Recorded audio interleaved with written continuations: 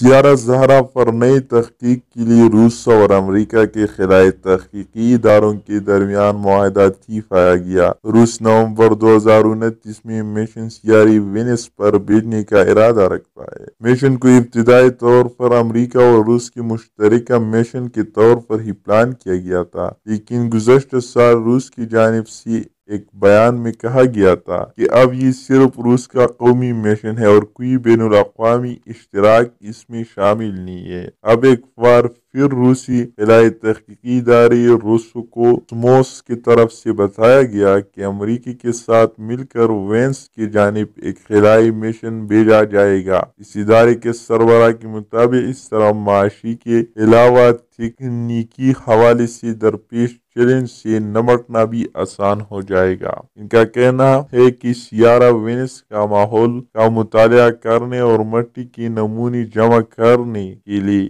ایک مشن 2031 اور مشن 2034 میں بھیجے گا۔ وینس نظام شمسی میں ہمارے نزدیک ترین سیارہ ہے اور اس کا سائز بھی ہماری زمین کے قریب برابر ہی ہے، تاہم اس کی سطح کا درجہ حرارت کئی 100 ڈگری سینٹی گریڈ ہے۔